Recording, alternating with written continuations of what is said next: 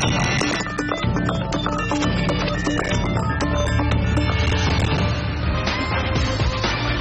समेत दुनिया भर के बाजारों के लिए हफ्ता अहम। अप्रैल 30 की एक्सपायरी पर सबकी नजर।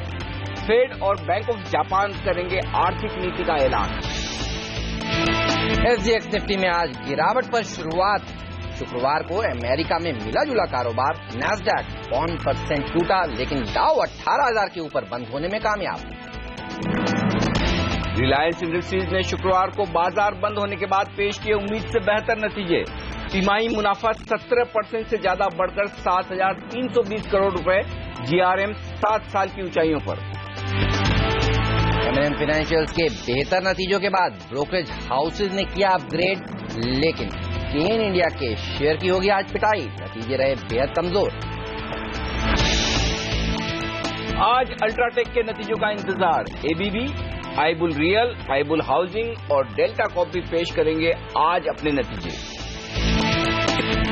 आज शुरू होगा संसद के बजट सत्र का दूसरा भाग। उत्तराखंड मामले को लेकर कांग्रेस बोलेगी सरकार पर हल्ला।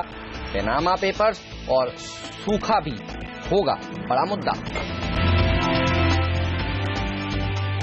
और विजय माल्या को गिरफ्तार करने की कोशिशें हुई तेज। विदेश मंत्रालय ने रद्द किया पासपोर्ट।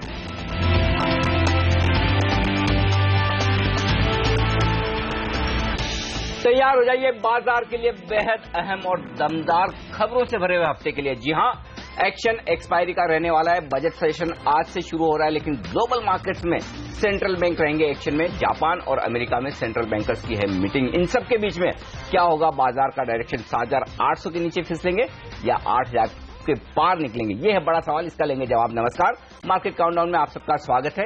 मैं हूं अनिल सिंह। नमस्कार, और मैं हूं हेमंत घई, और हमारे साथ जुड़ेंगे हमारे दो खास मेहमान। PowerMyWealth.com के फाउंडर संदीप वागले और प्रिसीजन इन्वेस्टमेंट्स के CIO और head of research Avinash Gorakshakar. लेकिन आप देखिए ग्लोबल मार्केट से किस तरह के संकेत हैं।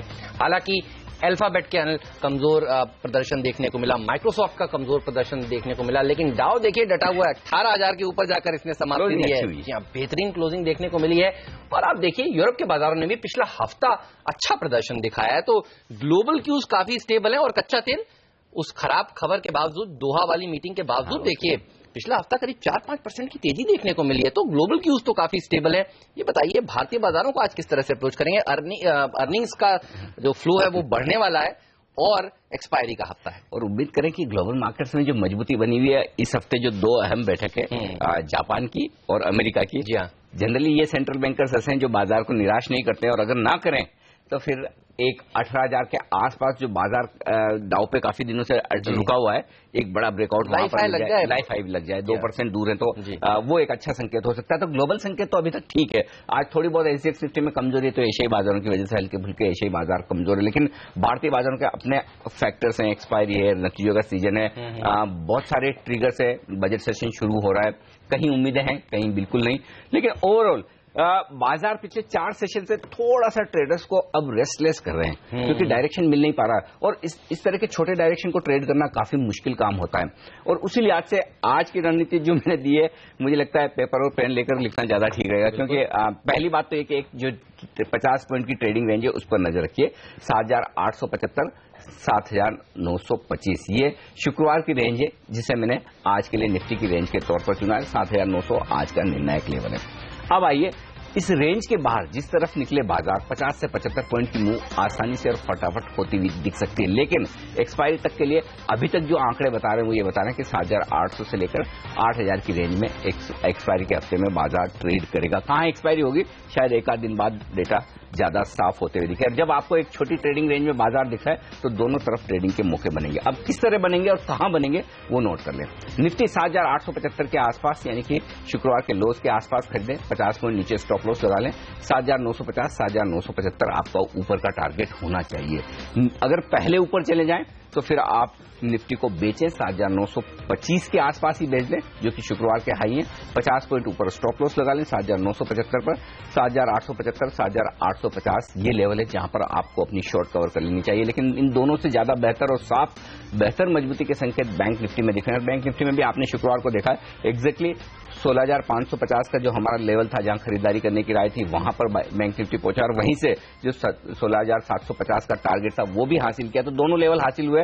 तो आज भी रणनीति में कोई खास बदलाव नहीं है, वही 16,550 पे खरीदना है, 16,350 आपका स्टॉप लॉस है और 16,750। तो बैंक निफ्टी की रणनीति में कोई बदलाव नहीं है, वहां पर बाय ऑन डिप्स अब भी है। Mid cap small cap share ज्यादा अच्छा प्रदर्शन कर सकते हैं। कुछ सेक्टर्स जो अच्छे दिख रहे हैं, एनबीएफसीज, फर्टिलाइजर, सीमेंट कंपनियां, ये मुझे लगता है कि आज के सेशन में अच्छा प्रदर्शन कर सकती है। थोड़ा बहुत अगर दबाव दिखे आईटी शेयरों पर हो सकता है। तो एनबीएफसीज, फर्टिलाइजर, सीमेंट कंपनियां अच्छा प्रदर्शन दिखा सकती हैं, आईटी में थोड़ा प्रेशर देखने को मिल सकता है। तो ये हैं वो सेक्टर्स जो रहेंगे आज फोकस में, और ये रणनीति आज के लिए जो आपने नोट डाउन करी।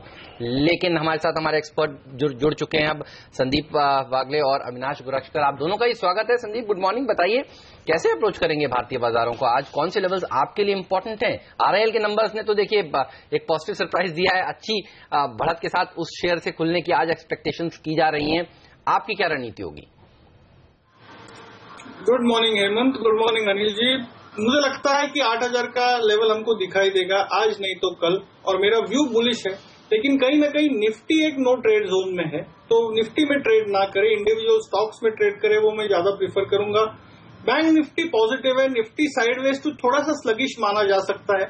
तो हमको ये देखना है कि निफ्टी बैंक निफ्टी को नीचे खींचेगा या बैंक निफ्टी निफ्टी को ऊपर खींचेगा।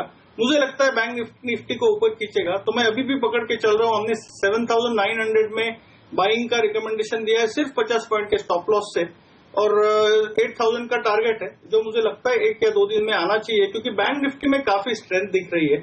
और बैंक निफ्टी मुझे लगता है 17,000 का टारगेट है, और मैं 16,550 का स्टॉप लॉस रखूंगा। कोई भी हल्का सा करेक्शन मिलेगा 50 पॉइंट का भी, तो मैं लेने के लिए तैयार हूं। तो जब तक कि शुक्रवार का लो ना तोड़े, घबराने की जरूरत नहीं। बैंक निफ्टी पर वहां पर स्टॉप लॉस लगाकर करें खरीदारी, ये राय है संदीप की। लेकिन अविनाश, आपका क्या व्यू है बाजार पर इस वक्त? नहीं, मुझे लग रहा है कि ज्यादातर stock specific activity Anil ji आपको देखने को मिलेगी। मेरे ख्याल से आज अल्ट्राटेक के नतीजे है, इस हफ्ते काफी बड़े फ्रंटलाइन कंपनी से क्वार्टर अर्निंग्स आएंगे, मैनेजमेंट कमेंट्रीज आएगी। तो मुझे लग रहा है कि भले ही मार्केट 8,000 का स्तर जल्दी ही टच करे, लेकिन आई थिंक जो मेन एक्शन रहेगा वो रिजल्ट वाले शेयर्स में होगा। जैसे कि आज अल्ट्राटेक है, क्लियरली एक्सिस बैंक कल है, तो क्लियरली यहाँ पे फोकस रखना शायद ठीक रहेगा। रिलायंस के नतीजे भी बहुत मार्केट्स के उम्मीद से काफी बेहतर है, और सबसे नोटवर्दी बात यह है कि ऑपरेशनली काफी स्ट्रांग क्वार्टर है। तो मेरे ख्याल से not only bottom line but even EBITDA भी अगर हम देखें तो इस बार के क्वार्टर में अदर इनकम काफी कम हो चुका है, लेकिन एबिटा मार्जिन्स इंप्रूव हो चुके हैं। तो clearly both on EBITDA as well as PAT front नतीजे अच्छे हैं, और मुझे लग रहा है कि शायद थोड़ा मार्जिनल डिसअपॉइंटमेंट जो आया वो शायद रिलायंस जियो के रोल आउट पे था, वो सेकंड हाफ ऑफ 2016 में भी बातें चल रही है, तो शायद वहां पे थोड़ा सा डिसअपॉइंटमेंट है। But otherwise I think definitely इस लेवल से एक थोड़ा सा गुड अपटिक आज स्टॉक में देखना चाहिए। बिल्कुल, चलिए तो रिलायंस इंडस्ट्रीज आज बाजार का मूड संभालने का काम कर सकता है। कुछ ही देर में विस्तार से बात करेंगे आरआईएल के नतीजे कैसे रहे और ब्रोकरेज हाउसेस का क्या व्यू निकल कर आ रहा है, इस सब पर बात होगी थोड़ी देर में। लेकिन एफआईआई का फ्लो देखिए अच्छा है, और 29 फरवरी के जो लोज हैं 6,825 से अब देखिए निफ्टी करीब 16% ऊपर है, और इसका बड़ा श्रेय तो एफआईआई के फ्लोज को ही देना होगा। टीआईएस में हालांकि शुक्रवार को देखे मामूली सी बिकवाली करी है, कैसे देख रहे हैं इन फ्लोज को? इसमें कोई डाउट नहीं कि फ्लोज अभी भी पॉजिटिव, और सबसे बड़ी रिलीफ की बात बाजारों के लिए यही है कि जब तक एफआईआई खरीद रहे हैं तब तक आप बड़ी डाउन साइड रिस्क नहीं देखेंगे बाजार में, और वो साफ तौर पर दिख रहा है। अब कैश मार्केट में छोटे ही सही लेकिन खरीदारी के आंकड़े आ रहे हैं। वायदा कारोबार के आंकड़े हर रोज आपको थोड़े से बदलते हुए दिखते हैं, लेकिन पॉजिटिव। क्यों? क्योंकि 540 करोड़ की इंडेक्स फ्यूचर्स में खरीदारी हुई। पिछले 2-3 सेशन में एफआईआई थोड़े से स्टॉक फ्यूचर्स में खरीदारी कर रहे थे, शुक्रवार को थोड़ा सा हाथ वहां पर खींचा, हालांकि सेलिंग नहीं की है, खरीदारी का ही आंकड़ा है 60 करोड़ का, लेकिन वहां पर एफआईआई का ओपन इंटरेस्ट थोड़ा सा कम हुआ है।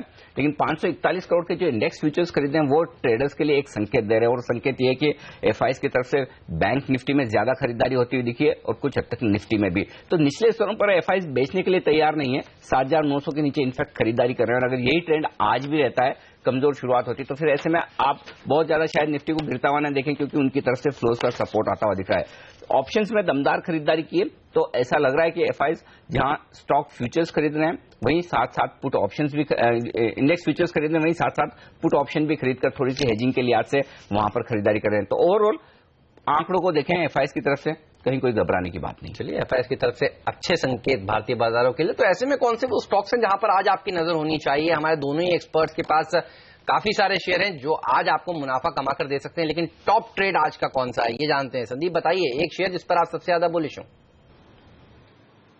हेमंत, मैंने बैंक निफ्टी की बात की, मुझे बैंक निफ्टी में स्ट्रेंथ दिखाई दे रहा है और एसबीआई ये स्टॉक है जिसमें मुझे सबसे ज्यादा स्ट्रेंथ दिखाई दे रहा है। इसमें मोमेंटम बिल्टअप हो रहा था, जिस तरह से फ्राइडे को क्लोज हुआ है, ऑलमोस्ट हाईएस्ट पॉइंट पे क्लोज हुआ है, तो मैं एसबीआई रिकमेंड करूंगा, एसबीआई में बाय रिकमेंड करूंगा। Stop loss of 195, target of 212। तो एसबीआई में खरीदारी करने की राय। रिलायंस तो एक ऑलरेडी अविनाश बता ही चुके हैं खरीदारी करने के लिहाज से, लेकिन दूसरा स्टॉक जो अविनाश ने चुना है वो है M&M फाइनेंस, और वो भी दमदार नतीजों की वजह से। बिल्कुल बताएं इसके बारे में। नहीं, in fact Anil ji, I think clearly expectation थी कि M&M फाइनेंस का Q4 Q3 के हिसाब से काफी अच्छा आएगा। आई थिंक ओनली कंसर्न जो मैनेजमेंट की कमेंट्री से आई है कि फर्स्ट हाफ में भी ऑफ FY17 में इन्होंने कहा है कि थोड़ी बहुत इंक्रीज NPA लेवल में आएगी, लेकिन अगर हम मानसून का फैक्टर जोड़ ले तो मुझे लग रहा है कि इनका ज्यादातर बेस रूरल बेस है, tractor as well as commercial vehicle financing करते हैं। तो मुझे लग रहा है अगर मानसून अच्छा रहता है तो शायद आगे चल के ये मैनेजमेंट की जो कॉशियस कमेंट्री है वो शायद थोड़ी सी और पॉजिटिव हो। और क्लियरली हमने जिस प्रकार का नतीजे देखे हैं मेरे ख्याल से operationally as well as bottom line पे काफी अच्छे, तो यहाँ पे मैं समझता हूँ कि कम से कम 285, 290 या 300 का भी टारगेट प्राइस पॉसिबल है। थोड़ा सा पोजिशनल व्यू लेके इसमें डेफिनेटली पॉजिटिव बनता है। बिल्कुल, बड़े ब्रोकरेज हाउसेज ने भी इसको नतीजों के बाद अपग्रेड किया है। क्रेडिट स्विस का कहना है कि अब वो लक्ष्य 285 से बढ़ाकर 330 रुपए कर रहे हैं। आईडीएफसी का कहना है कि अच्छे मॉनसून के अनुमान के चलते इसको अपग्रेड कर रहे हैं, तो ये स्टॉक तो आज फोकस में रहेगा ही। तो आरआईएल के अच्छे नतीजे, महिंद्रा एंड महिंद्रा फाइनेंशियल्स के अच्छे नतीजे, ये दोनों शेयरों में अच्छी तेजी आज के सत्र में देखने को मिल सकती है। लेकिन अनिल ये बताइए एफएनओ से किस तरह के संकेत मिल रहे हैं? एक्सपायरी का हफ्ता है, क्या लग रहा है किधर एक्सपायरी हो गया? अभी 1-2 दिन और डेटा देखना पड़ेगा, उसके बाद पता चलेगा एग्जैक्टली। अभी तो हेमंत रेंज साफ दिख रही है और रेंज में ऐसा लग रहा है कि 7,800 के नीचे बाजार जाने को तैयार नहीं है और ऊपरी स्तरों पर 8,000 या जैसा कि संदीप भी कह रहे थे, हो सकता है एक बार 8,000 को अटेम्प्ट करे, उसके पार जाने की कोशिश करे, क्योंकि जो शुक्रवार को नई पोजीशंस बनी है कॉल्स में वो 8,050 और 8,100 पर बन रही। तो अब 8,000 के कॉल्स नहीं बेचे जा रहे, थोड़े ऊपर के बेचे जा रहे हैं। इसका मतलब यह है कि शायद थोड़ी ऊपर की जगह और बनती हुई दिख रही। तो कम से कम वायदा कारोबार के आंकड़े ये कह रहे हैं कि 7,800 नीचे की तरफ आपके लिए सपोर्ट है।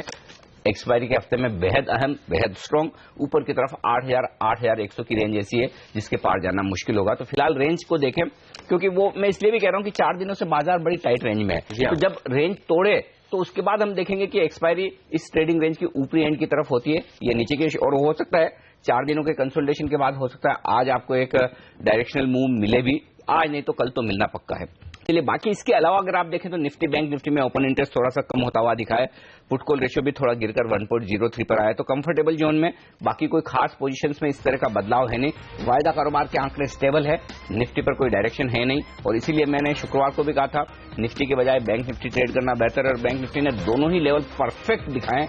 और आज भी जब तक आपको बैंक निफ्टी में बड़ी कमजोरी ना दिखे तब तक बाजार में घबराने की जरूरत नहीं, क्योंकि डायरेक्शन आपको बैंक निफ्टी से ही मिलेगा, चाहे वो मजबूती का हो या फिर कमजोरी का। तो 16,550 शुक्रवार के लो पर नजर रखें, वो टूटने के बाद बैंक निफ्टी में 200 पॉइंट की कमजोरी बन सकती है, लेकिन वहां पर सपोर्ट लेना चाहिए। बिल्कुल, बैंकिंग शेयरों ने जो नंबर्स दिखाए हैं वो अनिल काफी अच्छे दिखाए हैं। एचडीएफसी बैंक के नंबर्स काफी अच्छे आए थे और एक्सपेक्टेशंस यही कि अब एक्सिस बैंक और आईसीआईसीआई बैंक भी इस हफ्ते निराश ना करे, वो बना सकता है बाजार का मूड। हालांकि आईसीआईसीआई शुक्रवार को आने वाला है, तो अगली सीरीज का पहला कारोबार दिन काफी इंपॉर्टेंट हो जाएगा उस लिहाज से। लेकिन हमारे एक्सपर्ट्स क्या कह रहे हैं, आज निफ्टी को किस तरह से आपको ट्रेड करना चाहिए, आइए दिखाते हैं आपको 5 बड़े एक्सपर्ट्स की राय निफ्टी पर। कुणाल सरावगी की राय देखिए आपकी स्क्रीन पर, कह रहे हैं कि बेचकर जाना चाहिए, 7,800 के टारगेट दे रहे हैं, 7950 का स्टॉप लॉस भी जरूर रखें। ओके, लेकिन साथ ही सिमी भवन कह रहे हैं कि गिरावट में खरीदारी करें। 7,865 सिमी का स्टॉप लॉस है, 7,940 और 7,970 ये 2 लेवल सिमी की लिस्ट में। चलिए, तो सिमी के बिल्कुल विपरीत देखिए मनोज सचदेव की राय, हेम सिक्योरिटीज के हेड ऑफ रिसर्च, वो कह रहे हैं कि बेचना ही चाहिए आज के दिन, 7830 तक के टारगेट दे रहे हैं, 7960 का स्टॉप लॉस भी जरूर रखें। ओके, लेकिन इसके अलावा राकेश बंसल खरीदारी करने की राय दे रहे हैं, 7,870 उनका स्टॉप लॉस है, 7,960 के आसपास का उनका लक्ष्य। लेकिन आशुतोष फिर देखिए अनिल, वो कह रहे हैं कि बेचना चाहिए, तो उनके जो टारगेट्स हैं वो 7,820 के हैं, 7940 का एक स्टॉप लॉस रखना चाहिए। तो 5 एक्सपर्ट्स की राय आपने देखी, 5 में से 3 बेरिश, 2 बुलिश। रेंज भी लगभग सेम दिख रही है हेमंत, कोई खास बदलाव है नहीं। 7,950-75 की रेंज में ऊपर अटकेगा बाजार और नीचे की तरफ 7,850, 7,875 की रेंज है जिसमें बाजार सपोर्ट लेने की कोशिश करेगा। ये है पांचों एक्सपर्ट्स की राय के मुताबिक। लेकिन लेंगे एक छोटा सा ब्रेक और ब्रेक के बाद फोकस होगा रिलायंस इंडस्ट्रीज के तिमाही नतीजों पर। बेहद दमदार प्रदर्शन किया है रिलायंस इंडस्ट्रीज ने शुक्रवार को बाजार बंद होने के बाद जो रिकॉर्ड नंबर्स दिए हैं। कंपनी का मुनाफा जबरदस्त बढ़ा है, 7,218 करोड़ से बढ़कर ये हुआ है 7,320 करोड़। वहीं सालाना आधार पर जीआरएम्स भी 7 साल की ऊंचाइयों पर पहुंचे हैं। कैसे रहे नतीजे और किस तरह का आगे एफआईज का रुझान बनना, इन सब पर बातचीत करेंगे एक छोटे से ब्रेक के बाद।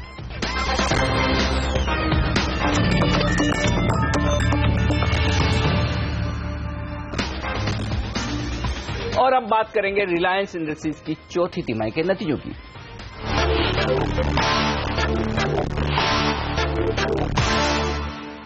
जहां रिलायंस इंडस्ट्रीज ने मार्च तिमाही में बाजार की उम्मीद से बेहतर नतीजे पेश किए हैं। कंपनी का मुनाफा इस तिमाही में 7,218 करोड़ रुपए से बढ़कर 7,320 करोड़ रुपए हो गया है। वहीं सालाना आधार पर ग्रॉस रिफाइनरी मार्जिन यानी जीआरएम्स 7 साल के सबसे उच्चतम स्तर पर पहुंच गए हैं। कंपनी की पेटकेम आय देखिए 19,548 करोड़ रुपए रही है, वहीं बिक्री करीब 50,000 करोड़ रुपए पहुंच गई है। कंपनी के एबिटा में भी इजाफा देखने को मिला है। एबिटा मार्जिन 18% से बढ़कर 21.5% पर पहुंच गए हैं।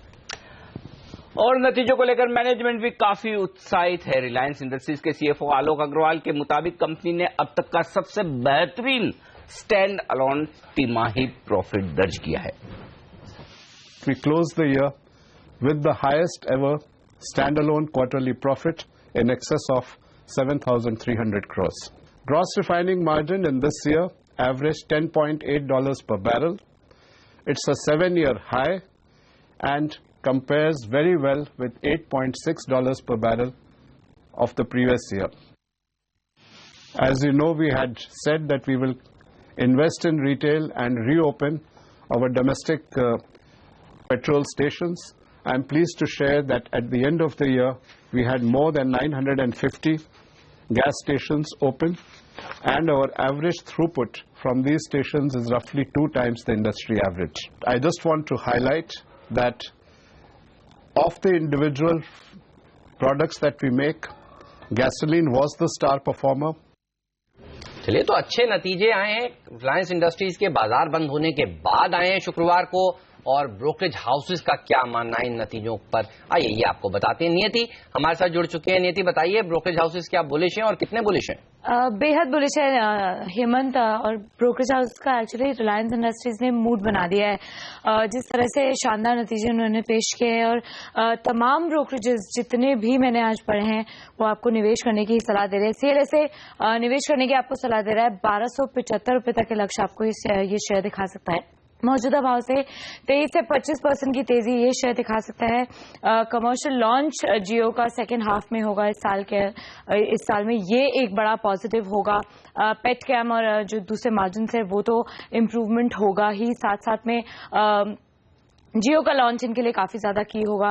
गोल्डमैन सैक्स निवेश करने की आपको सलाह दे रहा है। 1210 तक के लक्ष्य ये देख रहे हैं।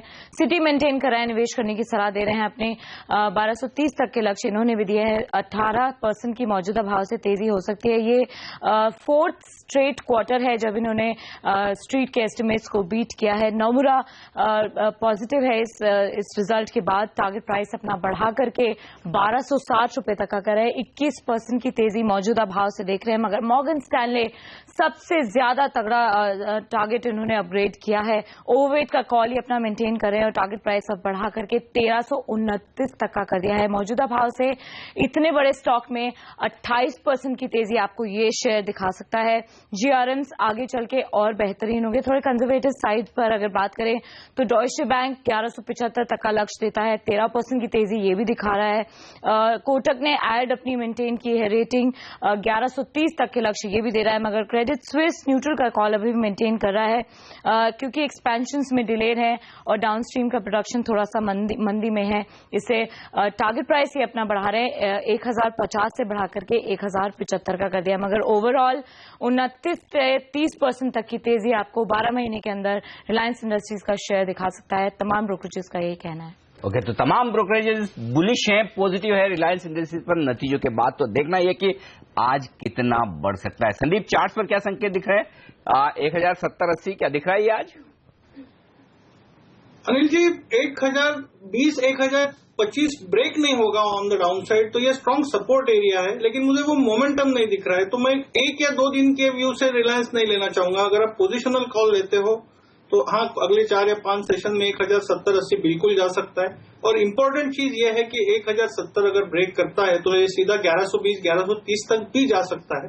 तो वो ये सोच के अगर आप पोजिशनल कॉल ले तो मैं ज्यादा कंफर्टेबल रहूंगा। चलिए, तो पोजिशनल नजरिया रखिए। 1070 तोड़ता है ऊपर की तरफ तो 1120-1130 तक जा सकता है। यहां पर आपको एक स्टैंडर्ड डिस्क्लोजर भी देना चाहूंगा। सीएनबीसी आवाज जो चैनल आप इस समय देख रहे हैं उसका स्वामित्व और प्रबंधन दोनों ही दरअसल रिलायंस इंडस्ट्रीज के पास है। ये तो ही रिलायंस की बात, लेकिन बाजार बंद होने के बाद शुक्रवार को केन इंडिया ने निराश किया है। केन इंडिया के शेयर में आज कितनी गिरावट देखने को मिलेगी और क्या रणनीति आपकी होनी चाहिए, और M&M फाइनेंशियल्स के अच्छे नंबर्स के बाद अब वहां पर क्या राय बन कर आ रही है, टॉप 5 स्टॉक्स कौन से हैं जहां पर आपका नजर होनी चाहिए, सब पर बात होगी ब्रेक के बाद।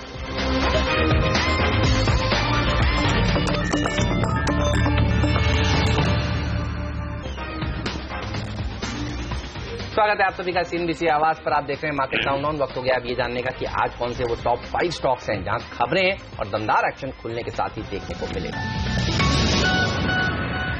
बैंक ऑफ महाराष्ट्र ने कहा है कि पूरे साल में वित्त वर्ष 2016 यानी कि मार्च 2016 को खत्म होने वाले साल में ग्रॉस एनपीए इनके रहेंगे तकरीबन 8% के आसपास। इसके अलावा नजर रखिए BASF इंडिया पर, जहां ग्लोबली बड़ी कंपनी है, उसकी सब्सिडरी भारत में लिस्टेड है और WR गैस को एक बिजनेस बेचने का प्रस्ताव है इस कंपनी का, तो इस शेयर पर रहेगी नजर। सिंप्लेक्स कास्टिंग्स, ये रेलवे का कारोबार करने वाली कंपनी, 18 करोड़ का एक ऑर्डर मिला है इन्हें रेलवे से बोगी बनाने के लिए। इसके अलावा दिग्गज फार्मा कंपनी डॉक्टर रेड्डीज के स्टॉक पर भी रखिए नजर। एक उल्टी की दवा है, उसके लिए US FDA से मंजूरी इनको मिल गई। महिंद्रा CIE, ये है महिंद्रा एंड महिंद्रा ग्रुप की एक ऑटो एंसिलरी कंपनी। इसका मुनाफा 5 करोड़ से बढ़कर 15 करोड़ हुआ है। वीकेंड पर नतीजे आए, आय में थोड़ी सी बढ़त है, 396 करोड़ से बढ़कर 404 करोड़। अदर इनकम की वजह से मुनाफा बढ़ा है, तो थोड़ा सा सावधान रहे। मुनाफे में जो बढ़त है उसके पीछे ज्यादा हाथ अन्य आय का है।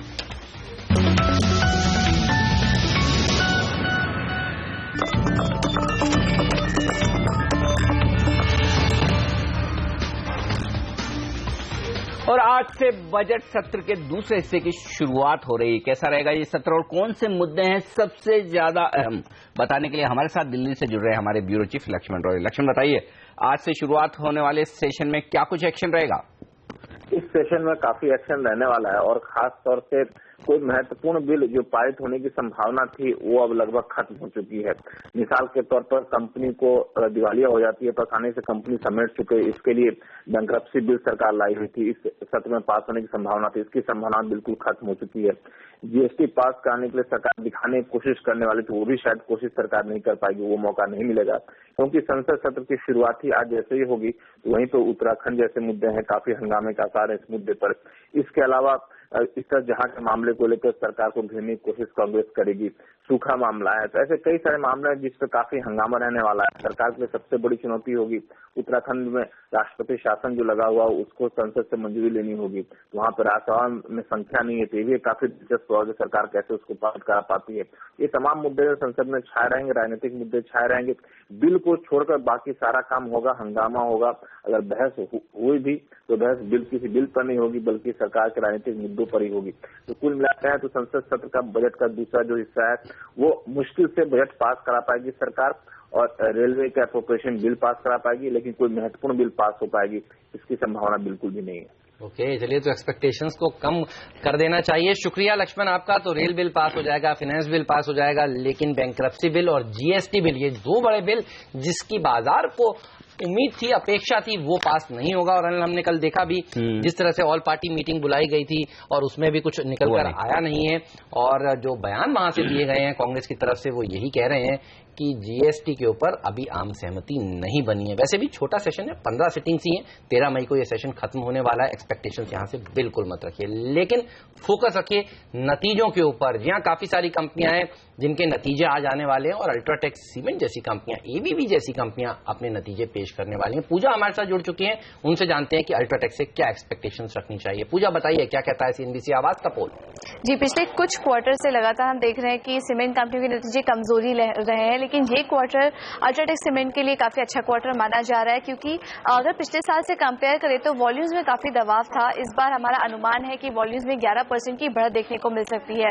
इसके अलावा ऑपरेटिंग कॉस्ट में भी कमी देखने को मिलेगी और यहाँ बाजार मान के चल रहा है कि अल्ट्राटेक सीमेंट के जो एबिटा रहेंगे वो हाईएस्ट लेवल्स पे रहेंगे। अगर दूसरे अपने पीयर से कंपेयर करें तो सबसे हाईएस्ट लेवल पर कंपनी के एबिटा रहेंगे। कंपनी का जो साउथ में एक्सपोजर है वो काफी ज्यादा है और साउथ में हमने देखा कि वॉल्यूम्स में काफी अच्छा सुधार हुआ है। आपके प्राइसेस में भी काफी अच्छा पिकअप देखने को मिला है, जिसका कि फायदा पूरी तरह से अल्ट्राटेक सीमेंट को मिलता हुआ दिखाई देगा और हमारा अनुमान है कि बिक्री में 5% की बढ़त इस बार देखने को मिल सकती है। ओके, तो ये है अल्ट्राटेक के नतीजों का अनुमान। बेहतरीन नतीजों की उम्मीद, देखते हैं कि आज सीमेंट स्टॉक और अल्ट्राटेक बेहतर प्रदर्शन करते हैं या नहीं। शुक्रिया पूजा ये अपडेट देने के लिए। लेकिन इसी पर एक राय ले ली जाए फटाफट अल्ट्राटेक के चार्ट पर। संदीप, बताएं क्या खरीदारी का मौका है नतीजों के पहले या फिर देर हो चुकी है? नहीं, देर तो नहीं हुई है। ये स्टॉक पिछले 3 दिनों से 3450 से लेकर 3250 तक करेक्ट हुआ है, तो मैं समझता हूं एटलीस्ट 150-200 पॉइंट की अपसाइड की अपॉर्चुनिटी है। करंट लेवल पे 3250 डाउन टू 3200 तक खरीदा जाए। एक 3150 का स्टॉप लॉस रखकर 3450 का व्यू मैं दूंगा। और ये कुछ आज या कल का नहीं होगा, बट अगले एक आध हफ्ते में हो सकता है। बट मुझे 3400 तो दिखता है अगले कुछ हफ्तों में। चलिए, तो निफ्टी की आज एक दिग्गज कंपनी अल्ट्राटेक के नंबर्स आने वाले हैं और बृहस्पतिवार को एसीसी अंबुजा के नंबर्स भी आएंगे। तो अल्ट्राटेक किस तरह से नंबर्स पेश करता है, वहां से क्यों लेगा बाजार, दूसरी सीमेंट कंपनियां कहां से और किस तरह से प्रदर्शन दिखाती है। लेकिन एबीबी के नतीजे भी आज आने वाले हैं और एक्सपेक्टेशन यही जताई जा रही है कि अच्छे नंबर्स ये कंपनी अविनाश पेश करेगी। 53% मुनाफा बढ़ सकता है और मार्जिन्स में करीब करीब 280 बेसिस पॉइंट का इजाफा देखने को मिल सकता है। एबीपी पर आपकी क्या राय है अविनाश?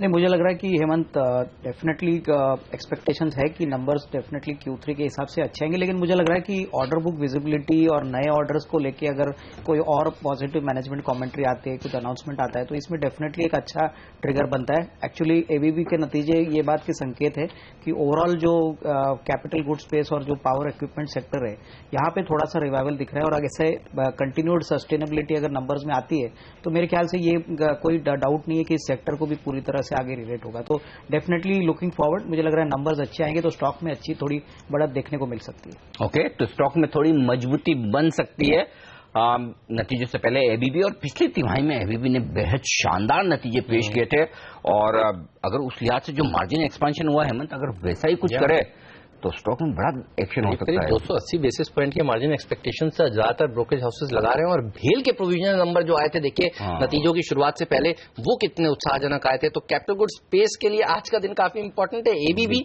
असल में अपने असली नंबर्स लेकर आ रही है, भेल के नंबर्स तो प्रोविजनल थे। बिल्कुल, तो एबीबी ने आज पूरी तरह से एक्शन दिखाना है और उम्मीद है कि शायद अच्छा एक्शन होता हुआ दिखे। हमारे साथ अब वायदा कारोबार का एक्शन बताने के लिए एलकेपी सिक्योरिटीज के डेरिवेटिव एक्सपर्ट गौरव बिस्सा भी कार्यक्रम में शामिल हो चुके हैं। गौरव, स्वागत है आपका सीएनबीसी आवाज पर। नमस्कार। पहला सवाल तो निफ्टी पर ही लिया जाए, कैसे ट्रेड करें? Good morning. देखिए, निफ्टी में एक दायरा उभरते हुए आ रहा है जहां पे आपको 7,880 7,875 जो है वो एक इमीडिएट सपोर्ट है। इसके अगर नीचे निफ्टी अगर ज्यादा है तो हम अपने क्लाइंट्स को सलाह देंगे आप इंट्राडे के लिए या 1 या 2 दिन के लिए आप निफ्टी सेल कर सकते हैं। और सेफर बेट ये होगी अगर निफ्टी वापस एक थोड़ी उछाल दिखता है 7940 7950 के बीच में अगर आता है तो आप 30-35 रुपए के स्टॉप लॉस आप सेल कर सकते हैं। फिर से आपका जो टारगेट होगा वो 7850 से 7820 होगा। ऑप्शन चेन अगर आप देखेंगे 7,800 पुट में सबसे अधिक मात्रा में कॉन्सेंट्रेशन है, दर्शा रहा है कि यहाँ पे इमीडिएट सपोर्ट है। 8,000 कॉल ऑप्शन में सबसे अधिक मात्रा में कॉन्सेंट्रेशन जो दर्शा रहा है कि अच्छा रेजिस्टेंस तौर पे उभरते हुआ है। तो फिलहाल निफ्टी एक रेंज में फंसा हुआ है, तो प्रीमियम नहीं करूंगा, ये लेवल्स उतने मुनासिब नहीं है, थोड़ा वेट कीजिए, आपको बेहतर लेवल्स मिलेंगे जरूर। ओके, चलिए, तो ये रहा है बाजार पर। लेकिन एम फाइनेंशियल्स कुछ देर पहले हमने आपको बताया था, इसके नतीजे भी काफी अच्छे रहे थे। चार्ट्स देखकर बताइए संदीप, ये शेयर कैसा लगता है, क्योंकि कई ब्रोकरेज हाउसेज ने अपने लक्ष्य को ऊपर की तरफ रिवाइज किया है और सबको अनुमान यही है कि अब क्योंकि मॉनसून अच्छा आने वाला है तो इस कंपनी के अच्छे दिन आगे देखने को मिलेंगे। चार्ट्स क्या आपको इसी तरह के संकेत दे रहे हैं और आप कैसे ट्रेड करेंगे इसे? मैं डेफिनेटली बुलिश हूँ इसमें हेमंत, और 290 अगर ब्रेक करता है, करंटली 275 का क्लोज है, 75, 76 है, 290, 292 का हल्का सा रेजिस्टेंस रहेगा। तो 292 ब्रेक करने के बाद एक नया लेवल सामने आ जाएगा जो 330, 340 तक भी हो सकता है।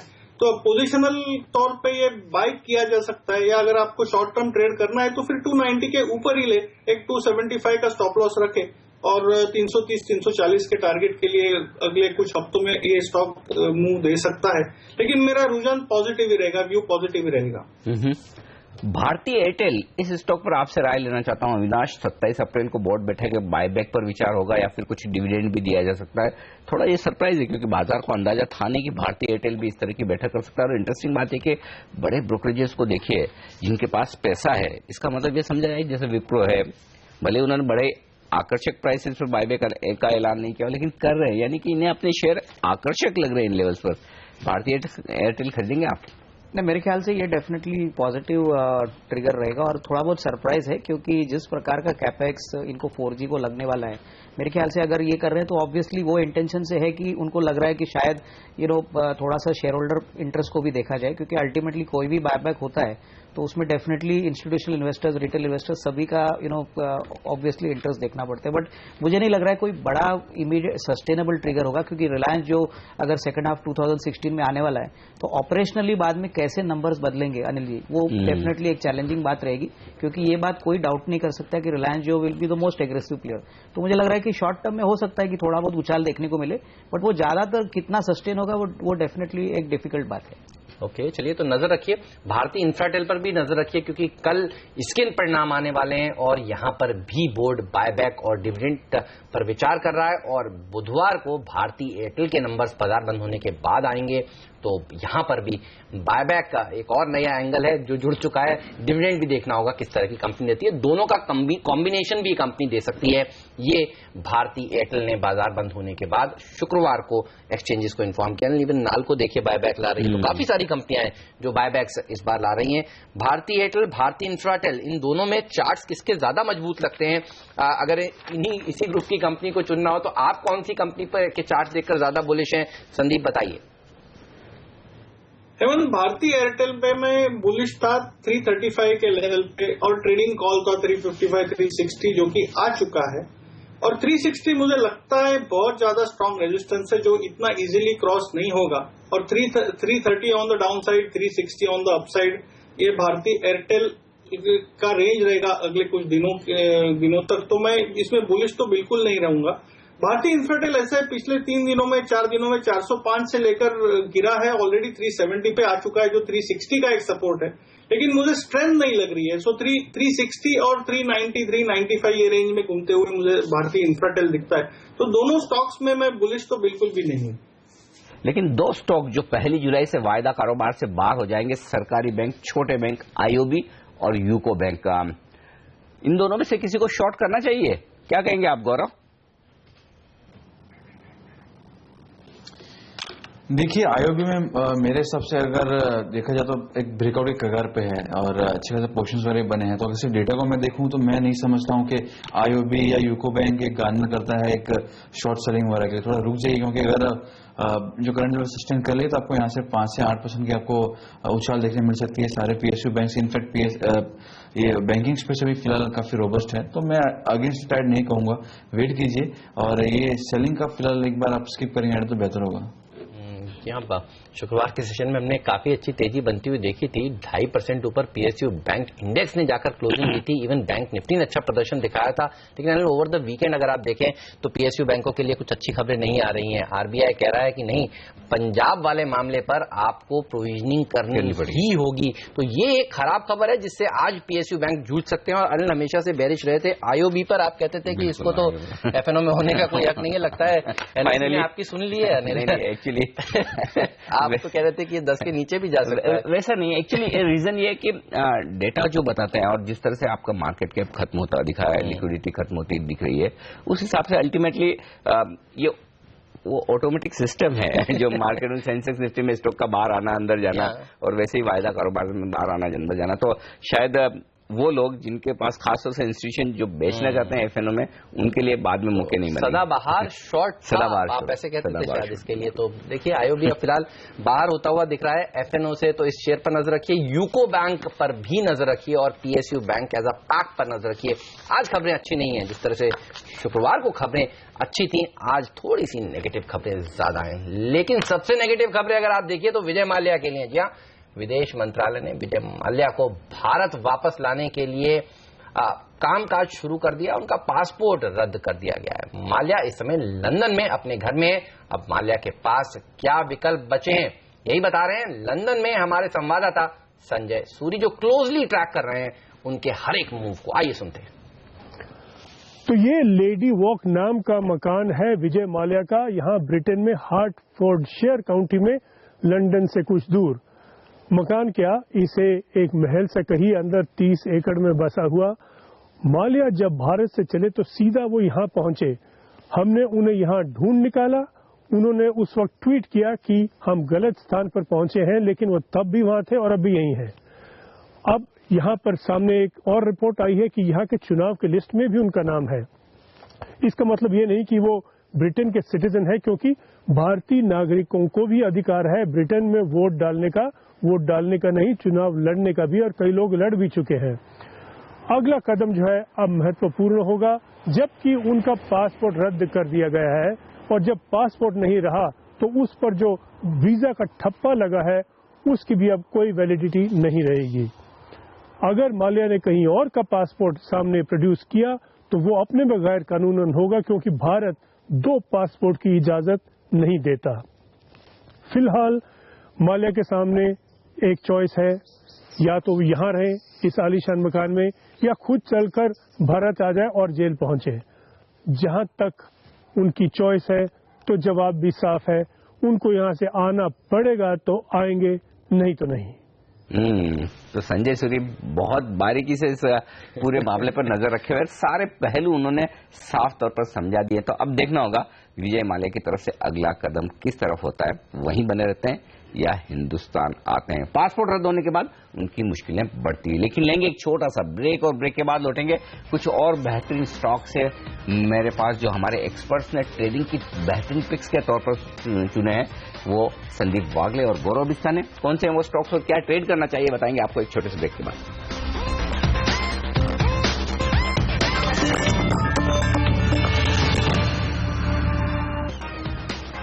स्वागत है आप सभी का सीएनबीसी आवाज पर। आप देख रहे हैं मार्केट काउंटडाउन और हमारे 3 विशेषज्ञ हमारे साथ जुड़े हुए हैं, संदीप वागले, अविनाश गुरक्षकर और गौरव बिस्सा। और संदीप ने कुछ देर पहले कहा था एसबीआई उनको पसंद है। संदीप ये बताइए और दूसरे कौन से पिक्स हैं आज के लिए जहां पर ट्रेडर्स की नजर होनी चाहिए? हेमंत, मैं आरकॉम में बाय रिकमेंड करूंगा। Stop loss 55, target 63। Weekly pattern काफी पॉजिटिव बना है, प्राइस और वॉल्यूम ब्रेकआउट है, तो अगले 1 या 2 हफ्तों में इसमें अच्छी खासी मूव आनी चाहिए। मारुति में मुझे स्ट्रेंथ लग रही है, जो एक 3 या 4 दिन के ट्रेडिंग व्यू से लिया जा सकता है। Stop loss 3760, target 3935। और एक सेल रिकमेंड करूंगा, क्योंकि मार्केट में ऐसे स्टॉक्स भी है जो वीक है। एक एशियन पेंट्स में मुझे सेल आ रहा है, जो आप सेल कर सकते हैं। Stop loss 884, target 845। 2 स्टॉक्स और तेजी में। पहले तो एसबीआई खरीदारी करने की राय दी थी संदीप ने, और अब आरकॉम और मारुति खरीदने की राय दी है। एशियन पेंट्स एकमात्र स्टॉक है जहां बेचना चाहिए, लेकिन मारुति में इंटरेस्टिंग बात क्या है, संदीप ने भी खरीदारी करने की राय दी है और गौरव ने भी कहा है कि मारुति खरीदिए। गौरव का लक्ष्य 3950 का और टारगेट 3790 के आसपास। एक्चुअली एक और पिक बड़ी कॉमन है इस एसबीआई। गौरव भी एसबीआई पर बुलिश है, और लेकिन गौरव एसबीआई का कॉल खरीदने की राय दे रहे हैं, इसलिए गौरव से पूछते हैं, गौरव क्या टारगेट्स हैं एसबीआई कॉल के लिए और कौन सा स्ट्राइक प्राइस? देखिए, मैं मेष सीरीज के 210 के कॉल ऑप्शन की सलाह दे रहा हूँ बाय करने की। 12 से 14 का उसमें लक्ष्य की उम्मीद कर सकते हैं और 3.5 रुपये का इसमें आप स्टॉप लॉस रखिए। और एसबीआई नहीं, जिसमें मैंने कहा कैनरा बैंक वगैरह काफी, पीएनबी, काफी सारे बैंक काफी रोबस्ट है, करंट लेवल सस्टेन कर रही है, तो आपको 5 to 8% रिटर्न को इजीली मिल सकता है। ओके, चलिए तो एसबीआई के ऊपर रखिए नजर। और एक बात और कहना चाहूंगा मारुति के बारे में, कल इसके नतीजे आने वाले हैं, तो नतीजों से पहले हमारे दो एक्सपर्ट्स आज के दिन बुलिश होते हुए इस शेयर पर दिख रहे हैं। संदीप, आपने कहा कि आरकॉम में प्राइस वॉल्यूम ब्रेकआउट देखने को मिला था। दरअसल हमने देखा था शुक्रवार को एडीएजी पैक पूरा का पूरा देखिए फोकस में था, और आरकॉम के अलावा आर कैप में भी एक तेजी देखने को मिली थी, और खबरें ये चल रही थी कि रेडियो कारोबार को बेचने की खबर शायद जल्द ही आ सकती है। उस एक्सपेक्टेशंस में भी यहां पर पोजीशंस बनी हुई हैं। ये बताइए आर कैप, ये शेयर आपको कैसा लगता है चार्ट्स पर, और क्योंकि वो अब तक न्यूज आई नहीं है, क्या रणनीति होनी चाहिए? हेमंत, इसमें भी व्यू पॉजिटिव रहेगा। जिस तरह से क्लोज हुआ है 400 के ऊपर क्लोज हुआ है काफी अरसे के बाद, तो मैं समझता हूं एक 415, 418 का टारगेट इंट्राडे या 1 या 2 दिन का लेके चलना चाहिए। और अगर थोड़ा सा medium to long term view पकड़ ले तो ये स्टॉक 445, 450 तक भी जा सकता है। तो मैं इसमें एक 7 to 8% की ट्रेडिंग अपसाइड पोजिशनल व्यू पे भी, पोजिशनल के तौर पे भी रिकमेंड करूंगा। और मुझे लगता है ये 380 में एक स्ट्रॉन्ग सपोर्ट है जो नहीं ब्रेक होना चाहिए। ओके, तो ये है राय रिलायंस कैपिटल पर। वक्त है आपसे विदा लेने का। संदीप, बहुत बहुत शुक्रिया आज सुबह हमारे साथ जुड़कर तमाम स्टॉक्स फ्यूचर पर अपनी पिक्स देने के लिए और बाजार का डायरेक्शन देने के लिए। संदीप जा रहे हैं, लेकिन हमारे साथ ब्रेक के बाद जुड़ रहे हैं मानस जायसवाल.com के मानस जायसवाल। तकनीकी राय आपके लिए शेयरों पर लगातार जारी रहेगी, एक ब्रेक के बाद भी उनकी तरफ से।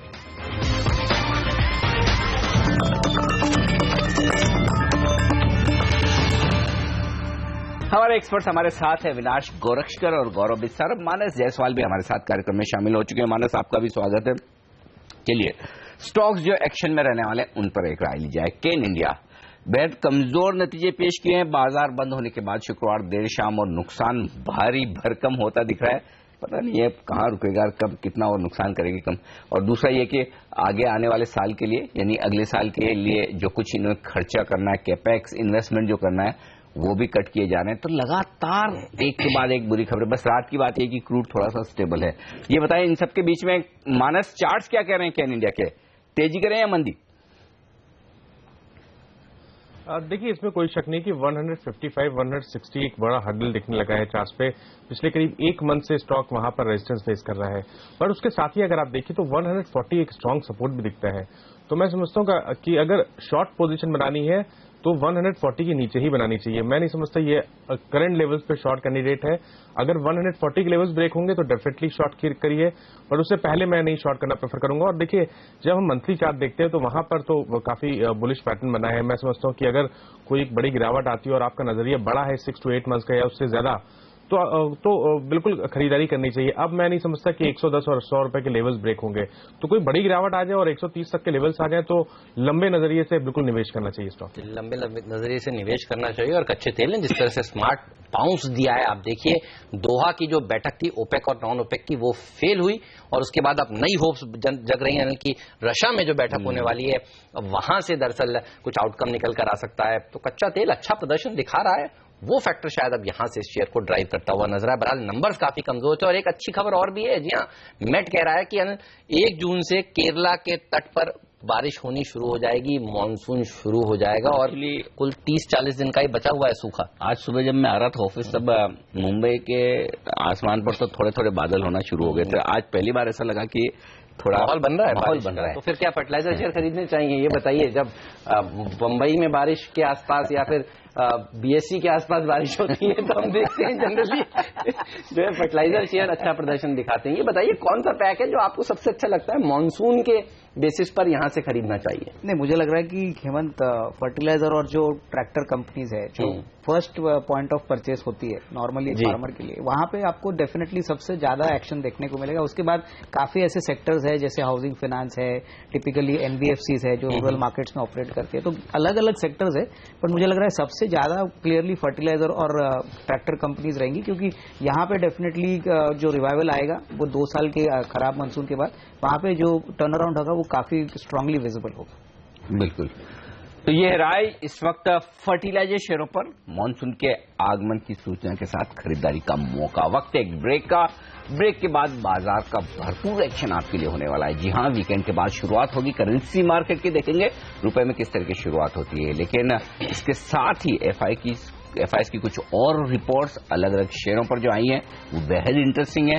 कुछ बेहद इंटरेस्टिंग मिड कैप से जिन पर रिपोर्ट्स आई हैं असर भी दिखेगा, वो आपको बताएंगे।